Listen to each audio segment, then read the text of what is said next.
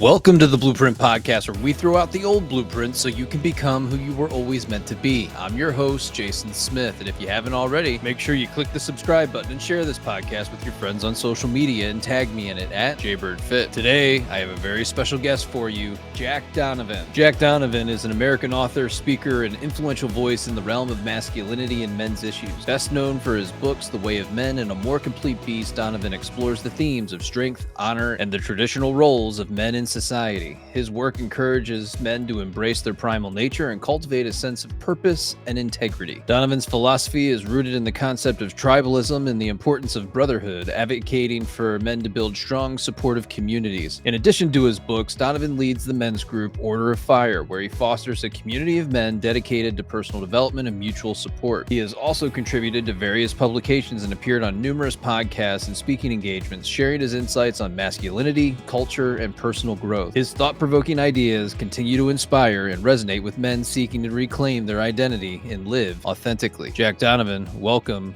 to the Blueprint Podcast. You came at a recommendation from an online friend of mine. We've never actually met, but he and I have done some stuff in terms of my men's group and some other things that I've been doing.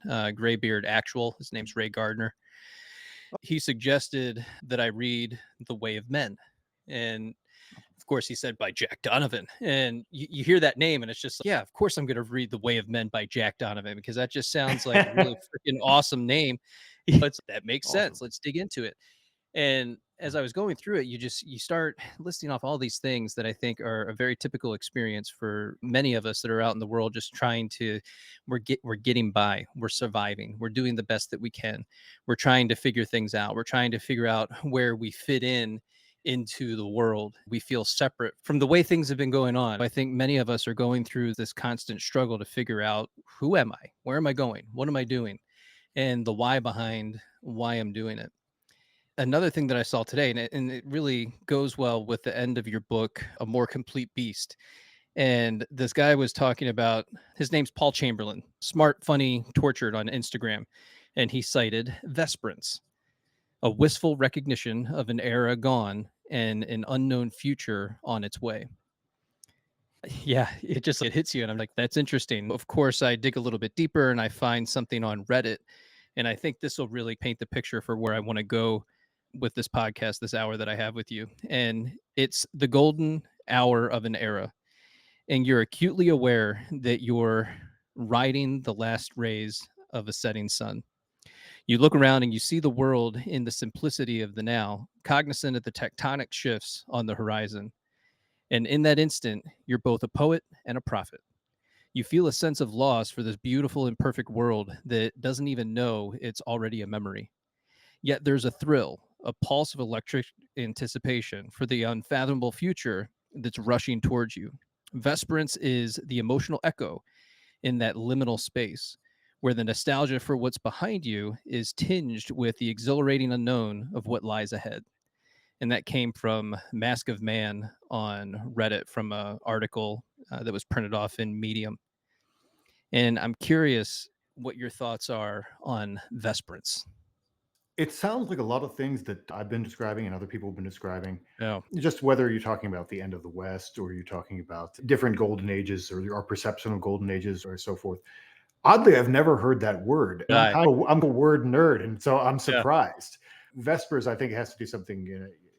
I think in music, it's a great little passage that Yeah. someone wrote out. I do try to warn against golden age mentality. One thing that I've done in the past year is I've spent a lot of time with classical philosophy. I went to Athens last year and on my live show with a good buddy of mine who's really into Homer.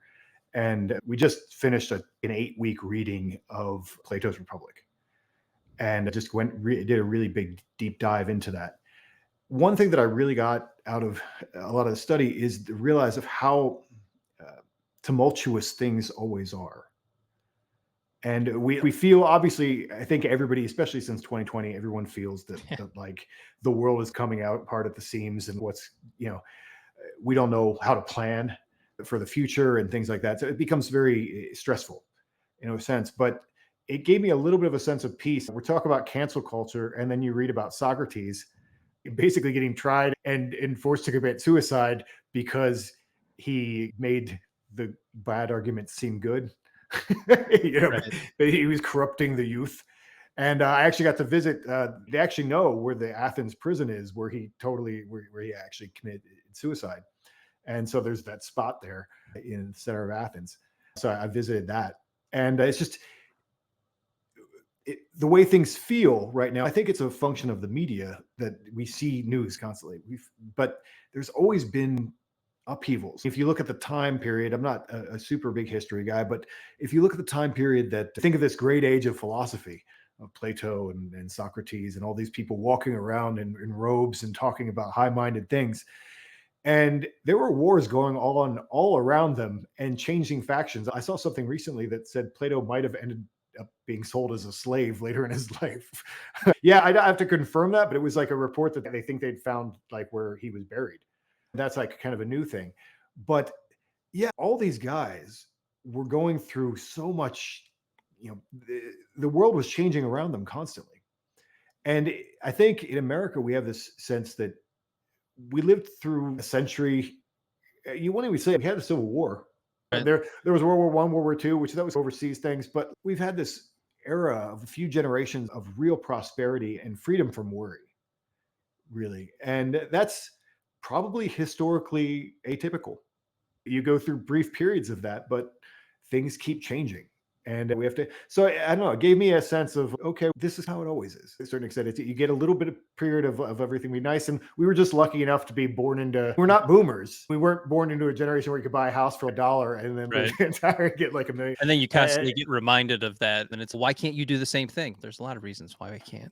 Things, it's a little different. Yeah, It yeah, is. yeah, yeah. Yeah. We weren't born into that era, but we were still born into relative prosperity. Yes. And we were lucky. And so things keep changing. Yeah, it's so interesting. I think so many of us look back on 2020 and really just before 2020, we're stuck in that framework and that mindset of I want to get back to this place. I want to go back to the way things were. I want to get back to the way that I felt then. Or they never really shifted into 2024. I hear this a lot from people where they're like, yeah, I feel like I've lost 4 years of my life. And all of a sudden I'm forced to start thinking about, am I going to move forward? What am I going to do now? I don't really have a path laid out for myself because I've been expecting things to go back to this normal that is now gone and it's not coming back. I think a lot of people are waiting to see. Obviously, this is going to be a year that's going to decide a lot of things. Yes. Where are we going? What do I have to? What do I have to? What am I going to have to put up with? What am I going to have to like? How am I going to have to arrange things so that I can still live the way that I want? All these things are the questions that I have personally, and I think everybody else has them too. And unless there are a lot of people that are just like, nothing happened, everything's okay. But there is a lot of that as well. But I think those of us who have our eyes open to things that are going on in the world, okay, some bad things might be coming, and how do I plan for that? And or how do you just, I'll deal with it when it happens. I see a lot of entrepreneurs and so forth. They're just out there. Let's go make money while I can, kind of thing. So that's probably the best way to handle a lot of it, rather than. Yeah, I like what you say, and that's to be a creator. I think Yes. for so many of us, we're in this place where it's so easy to look at all these other things and to blame and to cast hate, to be frustrated and to live in this place of resentment and this Mhm. feeling of I can't get there, I can't have that, I can't be that person. And we have all these core beliefs that are really somebody else's voice from the past that's been lingering through the epigenetics of our family line and gets tossed around from generation to generation. Now you're sitting here trying to navigate that, but you're stuck in your own stuff on top of that. How would you help somebody navigate that feeling of stuckness and the resentment that they're going through?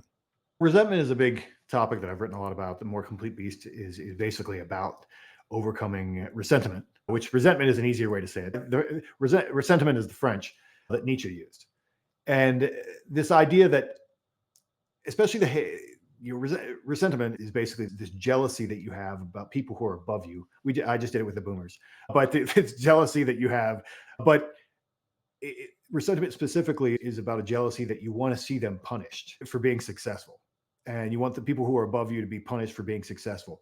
And I think we see that with a lot of young men, especially who have think that the world is supposed to be a certain way and it's not, Yeah. and therefore they're mad at everybody for taking that away from them. The thing that they think, this entitlement really that they have, that the world is supposed to be in a certain way. Like I'm supposed to have, a wife by 20, and there's all these things that they think they're supposed to have. That's not the way the world is right now. So it's the idea of letting go, that you have to have this, I guess, this sense of entitlement, which is maybe people that I disagree with about everything else would use.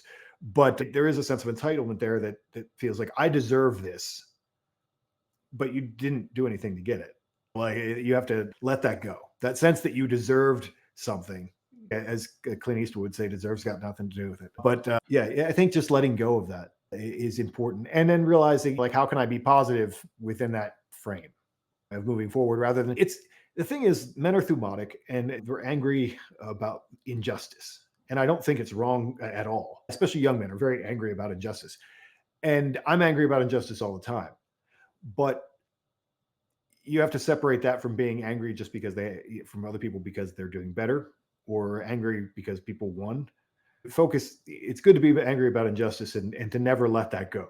I'm on as far as the 2020 stuff goes, I'm on the never forgive, never forget page. It's not that I'm like one of these peaceful guys who's like, no, everything's cool, man. I'm angry about things. But at the same time, you have to not let that overcome you and overtake your whole personality. Yeah, you talk a little bit about having a sphere of influence. I think that goes really well here in terms of what we're able to impact physically, mentally, emotionally, spiritually, and in the world, and to go out and to be the type of person that you really want to be. But I think many of us don't know how to figure out, well, who am I supposed to be? So, what type of guidance would you give to somebody on that? There's a lot of people who are looking for someone to give them meaning in life. Yeah. Someone's like, they're like, look, they always say, searching for meaning, trying to find meaning in life. Everybody's But always looking for purpose. yeah, a purpose. Like, what's my goal? One of the things for a lot of people, your goal doesn't necessarily like one day I wake up and I'm like, I have a purpose in life. And I think they get this from a lot of entrepreneurs. You read a lot of these books and you're like, you have to have a mission and a purpose and all this. And do you think the average guy in most of human history had a meaning and a purpose? Like this driving for it? Probably not. That seems pretty unlikely. So there's keeping that in mind. But one of the best ways to get a sense of meaning and purpose is to see someone else who is doing something that you believe in and think is good, and then try to help that person do that thing in whatever way that you can, whatever you can bring to the table, whether that's personally, whether that's supporting someone who's doing something, whatever. And then as you do that over time, almost as an understudy, you may see that there's a need that isn't being filled. Oh, he's doing this thing and that's good, but here's another way that you could do that. And then that's how you find your individual, I think, niche, like who I am, what my message is, what am I doing? And you constantly have to refigure that out because the world keeps changing. Like I'm doing that now. It's like I was writing about one thing for a really long time, but the world has changed. So what do you write about now? What do you talk about now? What's important? You just have to keep evolving as that goes. And people are finding that out, especially with technology and stuff like, oh, AI just took my job. There's all kinds of stuff going on right now. And you just have to keep changing all that. So the idea that you're going to have one purpose in life, some guys get that. But I think that it's more to just find what you believe in, what do you think is good, and move in that direction. And then more things will reveal themselves to you. I've been talking a lot about, I've been reading about Dharma, which is, I'm not a big Eastern religion guy, but there's this discussion of Dharma that's in this one epic story from India and the Ramayana. The way they talk about Dharma is in two ways. There's an order of the universe, and then there's the right order for you, based on your station in life, based on what's happened to you, based on your family history, based on all these things. Here's what is right and wrong for you. You're like, your correct path is Dharma, really, is the way it's explained. And there are demons in the story who have Dharma. They have their own Dharma. It's natural for demons to eat people and drink their blood.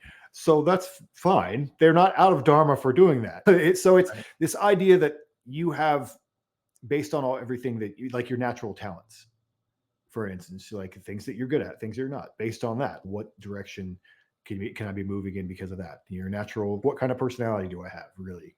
What things can I change and what things are probably not going to change? You have to go look at all that, kind of create your character. And that's something I like to talk about a lot too, is just like, what is your character? Like if you had to, I like to hang out with guys who could easily be drawn into comic books.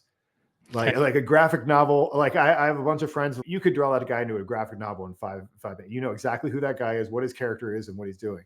There you go. And I think that could actually be a useful thing. And I might write about that in the future. A useful idea to almost do if you had to create a character for a fictional novel or a movie or something like that. Like, what is your character? Then things start to fall in place. What would my character do?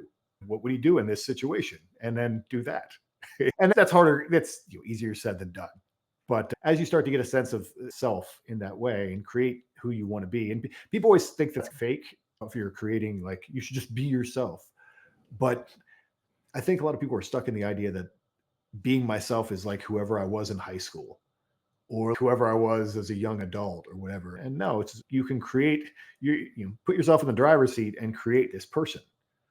And that's the opposite of fake, because who's creating it? You're creating it. So you just create this person. And obviously you want to be authentic and not just be faking things, but move in a certain direction. And I like what you said there, because we're looking at the scale of things. And I think a lot of people would be better served to understand who they are on this planet. When you look right, at things more globally, you have to look at, what can I impact? Can I create or affect any type of change in this scenario that is far beyond me, or something that's happening on the other side of the planet? And the right. reality is, no, but there is the butterfly effect to some degree, where when you focus on your sphere of influence and you focus on becoming more of yourself, and you put that effort into yourself physically, mentally, emotionally, and spiritually, we get on the topic of healing, and I got to go do shadow work and do all these things. Great, fine, wonderful, love that for you. Do all of that, and Yeah. then treat people the way that you desire to be treated. Ultimately, go out into the world, Mhm. do great things, be a creator, be a co-creator, right? Know when to Mhm. step back and allow other people to lead in certain scenarios. What you're going to realize is that has a ripple effect, not only throughout your life, but throughout time, especially as you decide to have children, or maybe you don't, but you're still going to impact people in different ways. Again, I always, you see me move my hands because I'm picturing the circle around me, that 15-foot circle that I'm able to impact in my world, in my reality, because that's the space that I have to be impactful for other people. And of course, social media gives us a little bit more reach in that regard, but we don't really see the tangible results of that. I think you do, because you have, what is that, Order of Fire, your men's group? Yeah. So you get to see it from a very different perspective. And I was hoping you could share with us a little bit more about Order of Fire and what that's all about. Oh, sure. Yeah, yeah. First, I love what you're saying about the sphere of influence. That is that most people. I used to know a guy who said, if you can't get the president of the United States to change the color of his tie, then you actually don't have very much influence on the world. If you really worked at it, could you get him to change his tie? No. So all these things that we worry about that aren't in our sphere of influence, if we can worry about your friends, worry about your family, don't worry about what's happening overseas, don't worry about all these other things, that'll give you, you're going to have more connected relationships with the people around you to begin with. So that's great. For sure. The Order of Fire is basically, I came up with an idea in my book Fire in the Dark, and my book Fire in the Dark creates this philosophy of solar idealism. And you'll see me say stay solar, and that's my slogan for things. And It's a the good short slogan. form of it, yeah, the idea of it was really like a lot of the stuff that we're talking about. If you look at leaders of men, whether you're talking about being a father or you're talking about being a CEO or a leader of men in whatever way, they're giving off a lot of energy, and they're drawing people to them, and the people who are drawn to them get something out of it. They're getting better rather than getting worse. I always say it's like the difference between the sun and a black hole.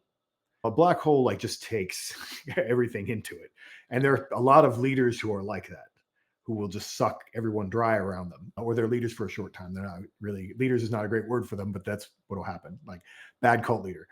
But a really positive man is going to have these circles around him, like planets basically, that are basically feeding off of his light and his energy and warmth and everything that he has to offer. And so the idea of trying to be that guy is I think a good direction to send people in. And so that's why it's become one of my slogans. But solar idealism is a step further in dealing with the Nietzschean death of God concept, and what do we do when all these different people used to live in these tribal realities, that now we live in this world where we can see everything.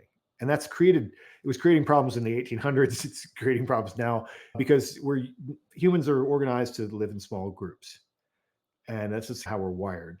And the idea that we can see all these different ways of life and all these different religions, and all these different ideas is very disorienting to them. And the idea of solar idealism from a masculinity standpoint was to like building on the way of men. What is this central thing that we care about? Masculinity, whatever. And then what are the mythic patterns that repeat over and over again? So rather than saying, oh, there's Thor, and Thor is the one true warrior god, right? Actually, they're all the same. Do you know how many thundering sky gods there are who throw lightning bolts? It's amazing. Right. It goes around the world. And let's look at that. And let's look at that big pattern. And the same thing with like the idea of a father in the sky. There's always a father in the sky. That's a pattern that repeats over and over again. So let's look at that. What is that? And then most of our lives are about perpetuation. Really, that's 90%. Men always want to focus on this, like this striker ideal, this warrior god figure. They want to be thinking about that, but most of us are not doing that for any or very little of our lives. Like we're not out there like slaying dragons every day.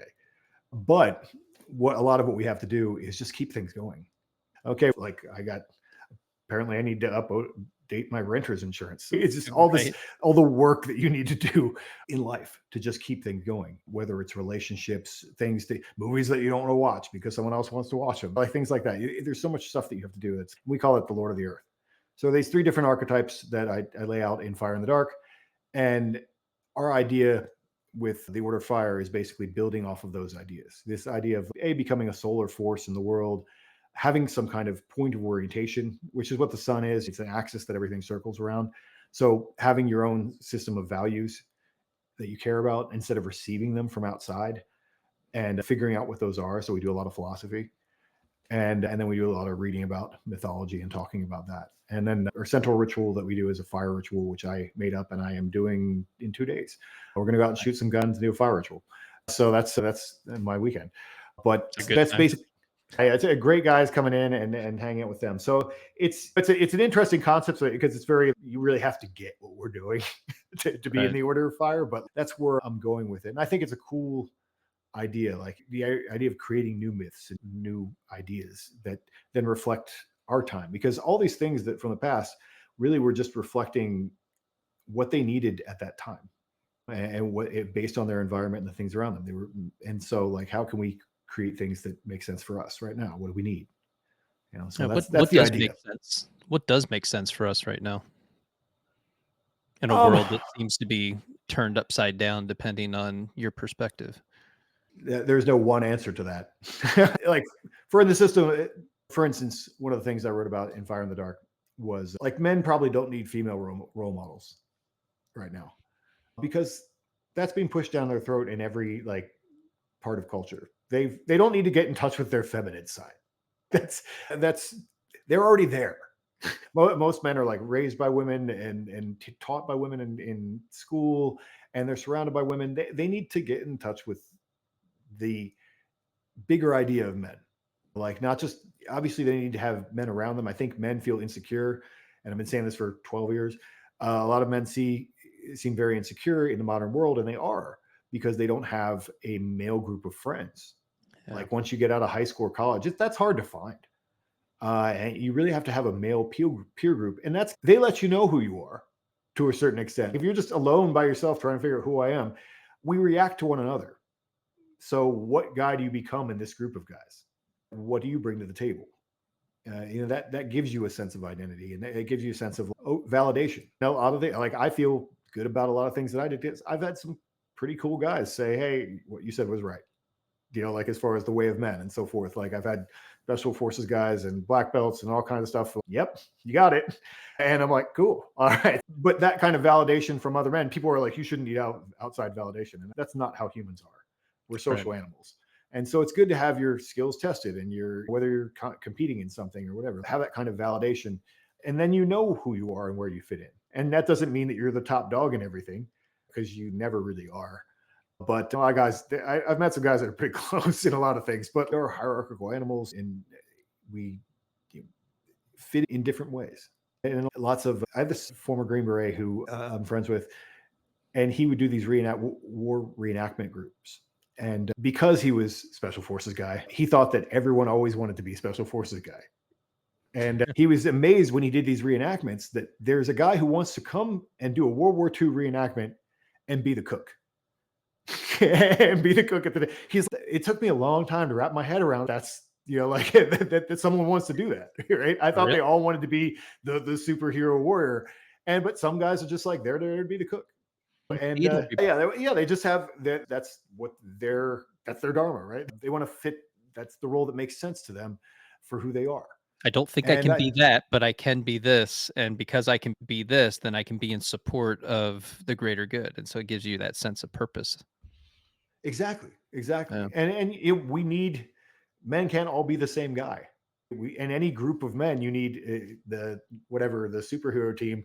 Like what people need different skill sets. You need all those things to get the job done, and that's the way men have lived for a really long time. So that's finding your place in a group of men gives you a sense of security and belonging and identity that I think a lot of men are missing. Yeah, I think that's why you're seeing so many different men's groups popping up. I created my own men's group in January. We just finished our first online session that runs for 12 weeks. The next one Mhm. begins in September, but it came out of a need from my social media. And so I have a couple different platforms that I'm working off of. So I've got Jaybird Fit that runs on attachment styles. And so part of the podcast, I bring on therapists, coaches, researchers, authors, people that have written the books on the subject, because a lot of men are in that place of feeling insecure. They're insecure within themselves, but it's Mhm. rooted in past experiences with their family dynamic. I started getting all these different comments. I'm like, this is unexpected because mostly women follow me on that particular page. And then I started seeing more and more men start to chime in and follow and ask questions and want to try to figure some of this stuff out because they do feel lost in who they are as an individual. So they're trying to seek out the answers for that. Created the Antera Society to be able to cover that aspect of it. So I think it's really good to see more and more of these groups pop up because they all have their own brand of masculinity as well. I would love to see more of these groups come together. My goal for the September session is to get in touch with at least 5 other men's groups that are online that want to work with me and then come on and speak to my group and share their perspective and who they are and what they're all about and what their mission and vision is. And I think if we can get to that more collaborative process, it just exposes people to more opportunities to discover their version of masculinity that ultimately works for them for who they are. Yeah, no, that's great. It's been interesting. Like 15 years ago, I've been doing this for a while. I'm a little OG in the men's space, and Yeah. um, like 15 years ago, having men's group was weird. Like that was Right. not something that was done. Oh, Really, there automatic was like, rejection for sure. yeah, yeah, no, we're not doing that. Resistant. And so that was not a thing at all. And then there were like pickup artists, and there were all kinds of things, and they became a thing. And then I think in the mid 2010s, then it started to take off. I think that men, I think a lot of them came back from Middle East too, and they realized that things were wrong, and that maybe men needed to connect on some level. And so it became a lot more normalized, and there are a lot more of these men's groups. And I think it would be great to see more of that happen again, because I think there was a real sense for a while, maybe like pre 2020, 2020 to 2021, before that, where there were a lot of different men's groups working together and supporting each other. I went to a lot of conferences where you'd have Christians and pickup artists and all these guys who were like totally on different spectrums, but they could all get along and be cool.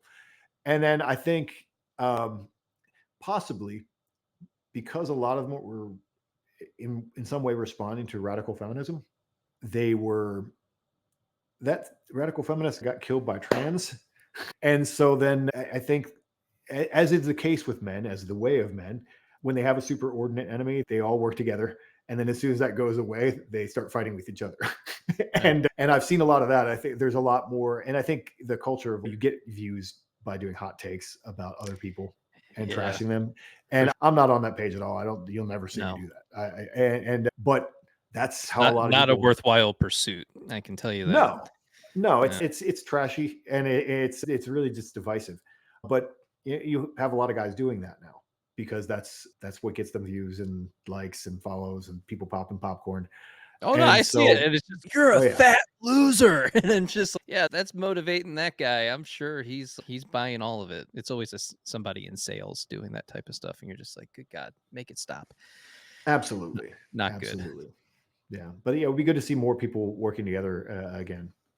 I will say another thing that I've seen in terms of men's groups and just different stuff online is a lot of negativity from the aspect of awareness. So we'll put out all of this stuff that's framed in awareness because people leave the planet permanently at their own hand or the hand of another, and they have that experience.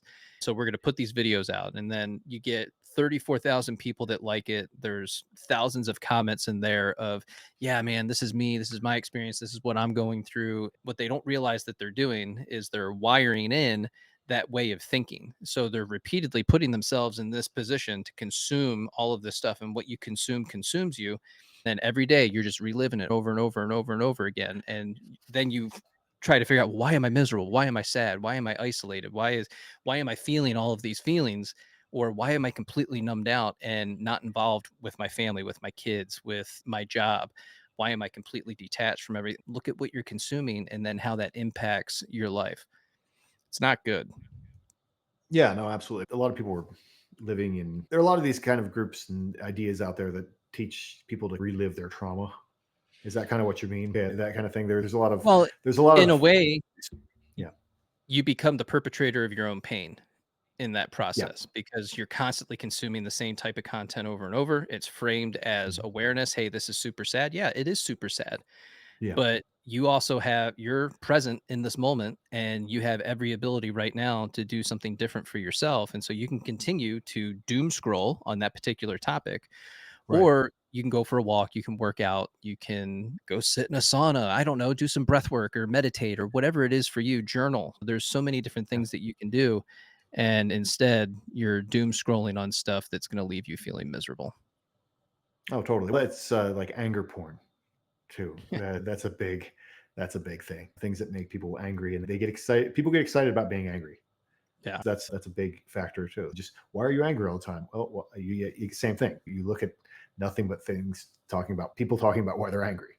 Hey, so If I give you something happy, if I say, "Hey, man, this is beautiful. Take a moment, just take a breath, observe the sunset, or go stand on the beach and let the waves crash over your feet, and just close your eyes for a second and listen to all that sound."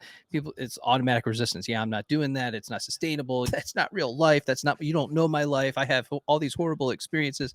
And it's yeah. just, bro.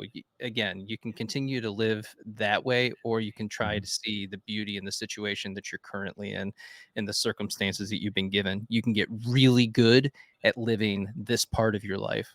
And when you get really good at this part of your life, eventually you get to the point where you elevate yourself out of where you're currently at and you get to peer over that wall and see all these different opportunities that are out there for you Right. just because you chose to be a little bit more disciplined in the way that you're living your life and you've been a little bit more consistent, and now all of a sudden you've branched out and you can peer over that wall and see that there's actually opportunity for you and new people that you can meet and new situations you can put yourself into. Give us your definition of masculinity, and is it in crisis right now? Yeah, basically the way mem was my attempt to figure out what masculinity is. And I think that's what makes it different from a lot of people who are selling ideas of how to be a man because it's their idea. It's basically how to be like me or how to be like my dad said you're supposed to be or something like that. But I just wanted to find out what masculinity is because what I saw and something that's happening now, everybody sees it, but I had some different exposure in life where I saw it a little bit earlier, I think, is that this idea of we can't define a man was coming. And it's been coming for a long time. And there were all these academics writing about it, like that masculinity isn't real and that it doesn't exist and it's completely culturally constructed. And that's been happening since the 70s. And so that we've gotten to where we are now through there. And so I felt like men needed to be able to explain what they meant by masculinity coherently, or they were just going to get steamrolled by what was coming. And so the idea that masculinity is different in different cultures, there's a lot of differences between like little details of masculinity, even from subculture, different areas of your town that you live in, or different sports or anything. There's all kinds of different, what they call in that field in gender studies, they call it masculinities. And that's different cultural expressions of masculinity, but there's something, a layer beneath that doesn't change, and that would make sense for men who were living thousands of years ago, men of every race, men of every different group or religion or whatever. The things that they would agree on, generally speaking, are what we're probably actually talking about when we're talking about masculinity. And not just like, can't be a man because he doesn't smoke the same cigarettes as me, which is a lot of what people do. But if you really look at what's deeper than that, it has to do, I think, with our evolutionary history of men in a group and what did they need from each other to survive. And that influences how we still judge each other, like on this primal level. When you look at a man, you're like, he's not very masculine. If that's your primal brain saying he would not be useful in this particular situation. And women judge men that way too. And they may say that they don't care about that, but they do. And so it's basically, I talk about it as 4 tactical virtues: strength, courage, mastery, and honor. And these are things that men expect from each other. You're supposed to carry your own weight in the group, and you need to have strength. That it could also be called might, in terms of what's not just whether you can power lift. It's about all the different physical things that you can do. Courage. Men need to know that other men around them are not going to run at every instance when trouble happens. Are you in this with me or not? And when men see men who just seem very timid, it bugs them. They don't know why, but it bugs them. To be more, that's what we see effeminacy. That's what we're seeing. We're like, oh, you're being submissive. And that's one of those things that masculinity encompasses. And then mastery, it's like we expect men to be good at things. We expect them to be competent and have some of our ducks in a row, especially by a certain age or whatever. Are you competent? Are you useful in that way? And then honor, and again, it comes back to the idea that people say you don't need any validation. I'm a lone wolf. I'm whatever. But if you don't value the group that you're in, if you don't value the other men's opinion of you, why would they value your opinion? Like it's a two-way street. Yeah. So if you're part of a group of men and you're constantly saying, I don't care what anybody thinks of me, in whatever way you're expressing that, whether it's being like really effeminate or you're being just flouting the values of the group or whatever, by being that guy, you're saying like you're showing them that they can't trust you. Like, because you don't care about you literally are saying like, I don't care about your values. So they can't trust you. And so these are things I think that men have always needed from each other in these situations. And I think that when you see men, it's an interesting problem. Like one of the reasons why I came up with the Way of Men was I did a little like reverse engineering on what masculinity is. When you look at a man 2 blocks away and you're like, that's an effeminate man. What signal is he sending out that's telling you that? Because it's true. There are dudes you could see like a block away. Oh my, okay, that is not a masculine man. And so what signals are they sending out? And usually they're sending out like submissive signals, submissive postures, like I don't care about anything, I'm airheaded. There's all these things, perfect body language, the speech, all these things that we're sending these messages and our primal brains are reading them back. And so that's where masculinity is rooted to me. And that doesn't mean that those tactical virtues are all of being a man.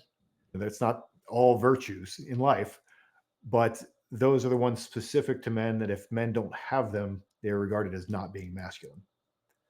And so that's, I think, that where we can refine what masculinity is on that level. And then all the other things, like what role you play in the group, like we were talking about earlier, what's your role, what your talents are, then you get into religion and philosophy and all those things. And those things change.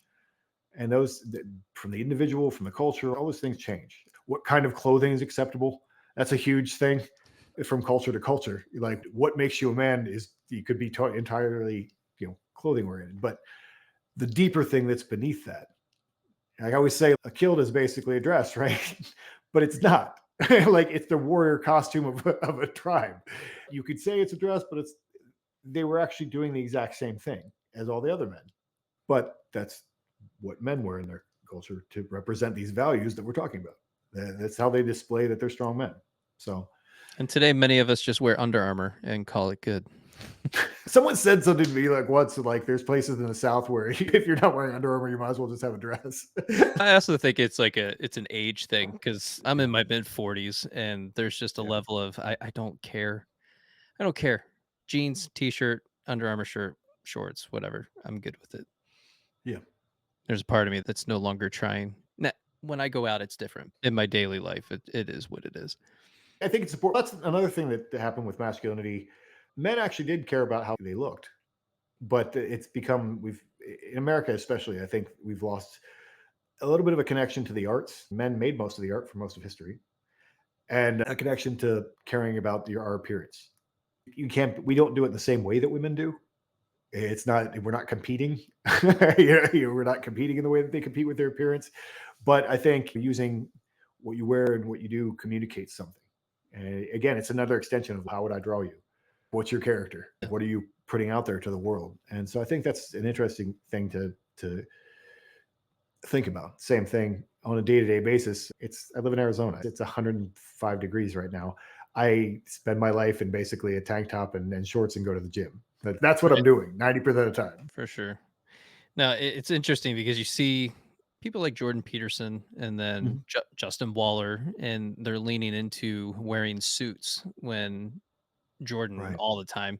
But whenever you're in person on a podcast, and I think that's so interesting. And I can tell you, if I had thousands of dollars to put into suits, I would probably be flaunting some really nice suits. But I don't. So Under Armour it is for right now.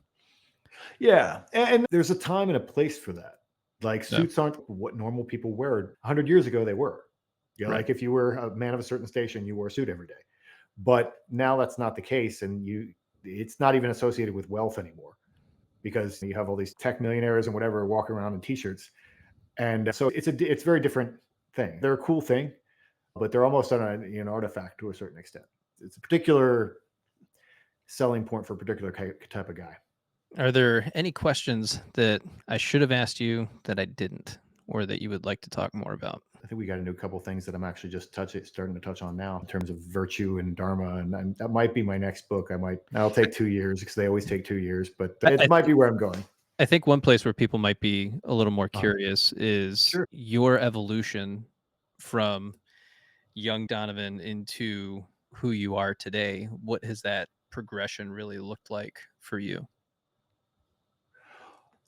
For me, it's just been continual refinement Okay. of everything I was talking about earlier in terms of creating a character and who are you trying to become, and how does that person talk? How does that person uh, behave? What do they look like?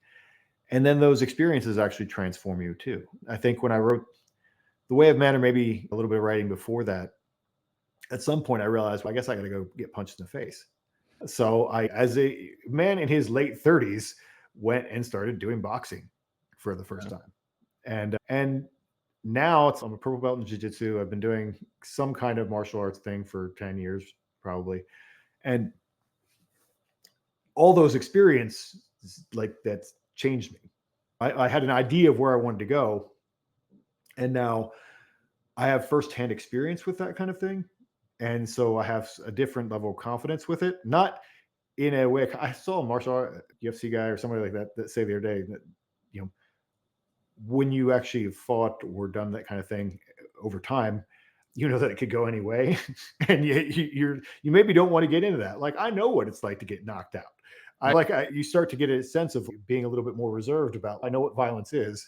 So let's not do this right now. And that has to end at a certain point. There's a point where courage is involved. But having that kind of physical conversation, I think, is really important to men too. And I think so many men are finding it out. And that's one thing that's, of all the bad things that are in the world right now, one of the positive things no one ever mentions, really, I brought it up a few times, is that men used to stop exercising in their like 20s. Then you basically then got a job and worked until retirement Right. and just let yourself turn into like this increasingly fat kind of unhealthy dude. And that was normal because we were past the area where you just work on a farm until you die. And then you'd be working every day and you probably wouldn't get fat or any of those things. But that was the expectation for a few generations of men, was that you're just going to let yourself go. And it's been so cool even over the past like 5 to 8 years, you see all these guys who are actually late 30s, early 40s going and doing jujitsu. Yeah. And they're getting to have that thing that men actually need. That thing of, well, I'm trying to kill you right now. And you learn so much about guys and how they react to different situations. And you learn about yourself. If you have to sit and have that moment where I have this 250-pound guy on top of me, and I really just want to give him the submission because I'm actually getting scared. Like I can't Yeah. breathe. I'm getting scared. To have that experience over and over again is so important to men. And and that experience of winning and losing and all that, I think. And so there are a lot of men in their 30s and 40s right now who are definitely in better shape than their predecessors were at that age. And they're going out and doing things. Like I said, men didn't play sports in America after high school, Right. or college. And now it's like you have these guys going out and competing in jiu-jitsu or things like that, and it's a really positive thing that I think is actually happening in culture. We talk all about the negative things, but there's so many men doing that right now that I think it's something that we can be. I agree.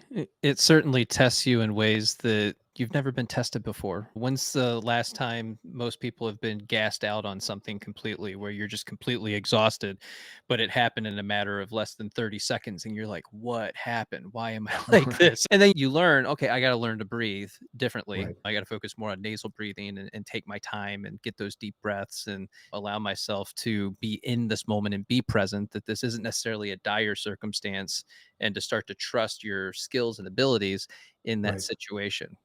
The other thing is just aging differently. It's like Yeah, we look at everybody that came before us and it was almost like it was patterned out, man. It was structured. Like you hit a certain age, you hit 40, it's all downhill. You sit in your recliner, you watch TV until you retire and die. That's your life. And that's just how it is. You retire, you get a couple years after retirement if you're lucky, and then you're in the ground. And it's, yeah, but you can actually do some preventative work on that. And part of that is doing the physical, mental, and emotional and spiritual work on yourself, and recognizing that you are in control of who you're becoming. And I always yeah, tell people we're always in a state of becoming, but who you become is always up to you. And so you right, can be the person that sits in a recliner and dies at 65, or you can right. give yourself a fighting chance by getting out in the world and actually. Yeah, and that quality of life, so many things, whether it's mobility, there are certain things that like you're just like, I feel a little old. Yeah. But at the same time, there's so much of it that is use it or lose it. Strength is definitely use it or lose it. And all these mobility things, and so many excuses that men have. Now it's comical to me when I hear dudes in their early 30s talk about things like this. I'm like, oh, really? You're old. Yeah. Like I'm gonna be 50 this year in the fall. And I'm like, I wrestled last night. I wrestled who is good, like one of Uh, a handful. And like I wrestled like guys in their early 20s all the time. And the idea that you could do that, dudes a couple generations ago would be like, I can't be doing that now. But you can still don't want be to in throw good my enough. back. Yeah, yeah, exactly, exactly. And now it's guys who are in the shape, going to the gym, and then you're doing things like this, and it makes you feel so much more alive, and it makes you feel young to be able to do that stuff. You still can be. It still takes me a minute to get up off of the floor, but sitting on the floor for a minute. There's things, Uh, but then I can shoot a single leg. Okay. There's all kinds of things that you can keep going and you can keep progressing and you can keep getting better at, or like you said, like kind of some, mitigation of risk or whatever. You can reduce risk by keeping these things healthy and moving. It's like I feel like I'm in much better uh, shape going into 50 than most people are, and it's just because I've been working really hard for the past 15 years.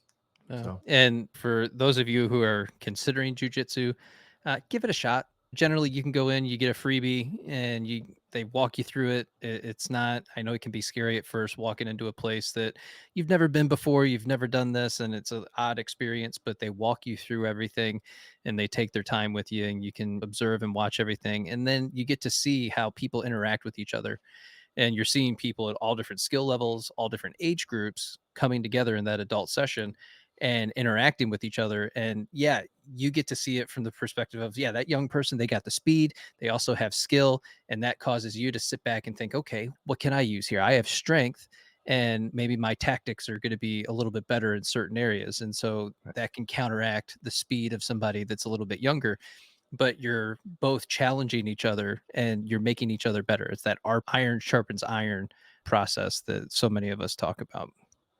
Absolutely. And it's one of those things that I don't want to be. It is a cult after a while. If you do jujitsu, then you become that guy. Well, what you really need is jujitsu. But it is just a really positive thing for. You look at all these guys and they're laughing. They're trying to kill each other, but they're like laughing and joking around, and they're like puppies wagging their tails half the time, like they're doing something that they're designed to do. And then also what you just said, there's also a great interaction between generations of men that really isn't like appropriate even in any other place. You could have, I can be talking to an 18-year-old, be like, maybe you shouldn't do this, or you can push harder. Yeah. Like there's things that you get to have that positive intergenerational experience with younger men that I think is really just necessary for them and necessary for you. That so many just aren't getting in the home, right? They come from divorced families, and this is their opportunity to have that experience with other men and leaders and coaches and people that are guiding them and helping them to do things that they've never done before and build a skill set in that process. Yeah. And the other thing is that it's an unsolvable problem in the sense that you're always going through periods of feeling like you suck. You're talking about the guy who's coming in the front door and he thinks he sucks. And I can tell you that I think I suck half the time, and I've been doing this for 5 years. So it's just, there's this endless thing of I should be doing this more. And why do I suck in this area? And why is this always happening to me? Or you just go through these periods of that. So there's just always more learning to do, which is, there aren't a lot of things like that. Like I go to the gym and I know what to do in the gym. Like I've been doing that for 15 years. So I know what to do in the gym, but with jiu-jitsu, it's the problem really never gets solved. So it doesn't really get boring. That's cool. Jack, tell everybody where they can reach you and how they can work with you. I'm on Instagram right now. I'm trying to make some more reels because that's what the people like. Hey, you're doing really well with those, by the way. They look great. Thank you. Thank you. I've been working pretty hard on trying to get that right. I'm on Instagram at Start the World. That's been my slogan for years, one of my slogans. And my website is jack-donovan.com. And you can find all my books on Amazon. And I also have orderofire.com for the Order of Fire. I'm just trying to build that site out. And we also I'm on YouTube. I have a relatively large YouTube channel of kind of older stuff. And then the newer stuff I'm doing with the Order of Fire. I've been doing a live show. We're taking a break for the next 2 weeks, but I've been doing a live show for the past 6 months or so, every week on Thursdays. We've been trying to put out information related to the Order of Fire and solar idealism and this philosophy that I've been developing on that page. How can people access Order of Fire for that live show? For the live show, it is just on the YouTube. If you just look up Order of Fire, it's there. And so and in the live category, obviously, of YouTube. And there's this whole record of all the shows that we've done.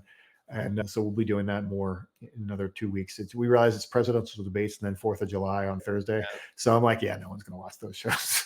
We'll be back after that. But that's been really fun, really philosophical because it's a deep dive on a lot of things. My co-host is an electrician who also knows more about classical philosophy than almost anyone I know. So, it's a good mix. All right, man. Thank you so much for being here. I appreciate you. Thank you.